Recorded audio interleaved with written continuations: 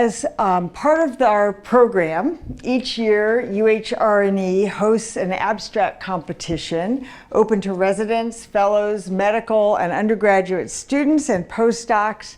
And this year we received over 60 applications after careful review and consideration.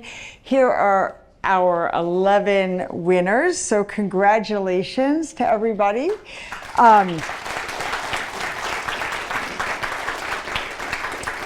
All the posters will be displayed in person today from noon to 12:30 here in the lobby, and I encourage you to take the time to review them. They're really varied and just fascinating. And for the abstract winners, we've prepared a prize for you, so please meet with the R&E team over here after the poster exhibit. We'd also like to thank our 21 abstract reviewers who volunteered their time and provided excellent comments, so thank you for supporting the program. And our next talk today will be the oral presentation of the highest scoring abstract from the competition.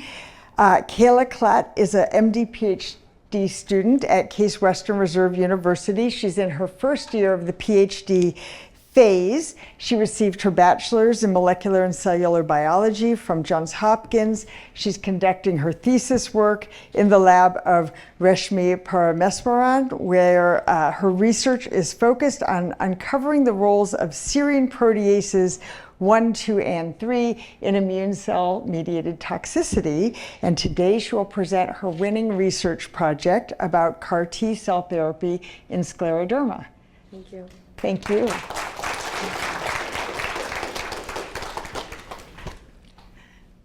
Thank you for that introduction. I'm very excited to have the opportunity to share the work that my lab has done to evaluate the efficacy of our novel BAFF CAR T cell therapy in scleroderma.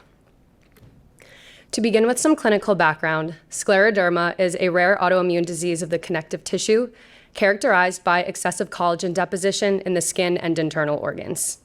There are two main subtypes of scleroderma, limited and diffuse. Patients with limited disease experience skin hardening and tightening over the distal extremities and face, while patients with diffuse disease have skin manifestations over the entire body, as well as significant organ dysfunction. There are currently no curative therapies for scleroderma, but there are multiple B-cell depleting therapies currently being used in clinic that have been shown to be effective at slowing disease progression. Targeting B cells is an attractive strategy because B cells play a significant role in the pathogenesis of scleroderma. B cells have been shown to promote inflammation, endothelial dysfunction, and collagen production by dermal fibroblasts, while plasma B cells secrete autoantibodies. The survival of B cells in both normal and disease contexts is dependent on a signaling molecule called BAFF. BAFF, or B cell activating factor, is a cytokine that is essential for the development and survival of mature B cells. BAFF signals through 3 different receptors expressed on the surface of all mature B cells. These receptors are BAFF receptor, TACI, and BCMA. In patients with diffuse scleroderma, there is a correlation between serum BAFF levels and the modified Rodnan skin score and ESR. Both of these clinical measures are significantly higher in patients with elevated BAFF levels compared to patients with normal BAFF levels. Thus, elevated BAFF is generally associated with increased severity of skin sclerosis and inflammation. Here, we are proposing our BAFF CAR T cell therapy as an alternative B-cell targeting option for the treatment of scleroderma. The BAFF CAR T cell is a third-generation CAR T with 3 intracellular signaling domains and an extracellular BAFF ligand.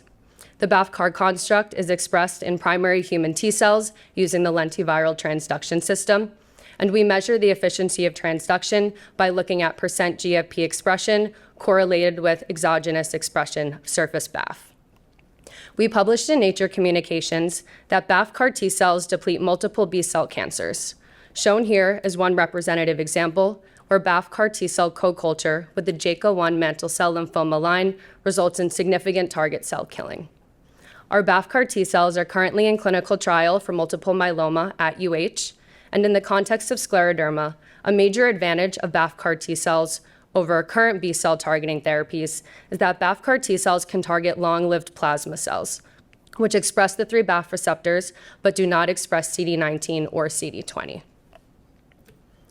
To begin evaluating if BAFF CAR T cells can target scleroderma patient B cells, we used flow cytometry to look at expression of the 3 BAFF receptors on peripheral B cells from patient whole blood samples. Here we show a healthy donor control and 6 patients with scleroderma and demonstrate that the BAFF receptors are expressed on scleroderma patient peripheral B cells. Next, we wanted to assess directly if BAFF CAR T cells can deplete scleroderma patient B cells. Looking at the control, we see at baseline, 94 to 97% of patient peripheral B cells express the BAFF receptor. After co-culturing patient cells with untransduced T cells, we see modest depletion of the BAFF receptor positive B cell population to between 70 and 80%. After co-culture of patient cells with BAFF CAR T cells, we see significant depletion of BAFF receptor positive B cells, with 3 of these patients having complete depletion of this B cell population following co-culture in vitro. So in summary, what we've shown so far is scleroderma patient peripheral B cells express all 3 BAFF receptors and therefore can be targeted by BAFF CAR T cells. And we also show that BAFF CAR T cells deplete B cells from patients following co-culture in vitro. What we are interested in now is whether BAFF CAR T cell depletion of B cells results in delay or reversal of disease progression. To assess this, we are using a bleomycin-induced mouse model that develops skin and lung fibrosis. For this pilot study, we are administering treatments at day 7, which coincides with early disease onset. In future studies, we plan to administer treatments at later time points to assess the efficacy of BAFF CAR T cells at treating established disease. Lastly, I'd like to acknowledge all of my lab members and PI for their support of this project, as well as our collaborators, particularly the team at the Pathology Translational Research Core at UH for providing all of the patient samples used for the study. I'd like to acknowledge funding sources as well. Thank you for your attention, and happy to take any questions.